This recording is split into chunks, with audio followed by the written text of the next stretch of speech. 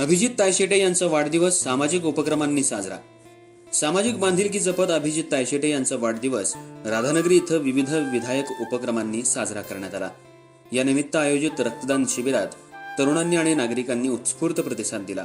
तर शालेय विद्यार्थी आणि रुग्णांना खाऊ आणि फळ वाटप करून आनंद साजरा करण्यात आला. वाढदिवसाचं औचित्य साधत जेनेसिस कॉलेज राधानगरी इथं भव्य रक्तदान शिबिराचं आयोजन करण्यात आलं होतं.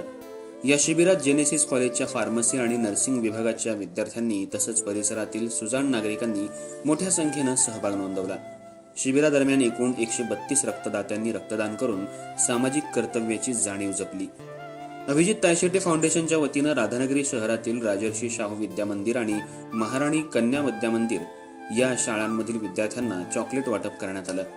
त्याचबरोबर राधानगरी इथं ग्रामीण रुग्णालयात उपचार घेत असलेल्या रुग्णांना फळांचं वाटप करून त्यांच्या प्रकृतीला शुभेच्छा देण्यात आल्या.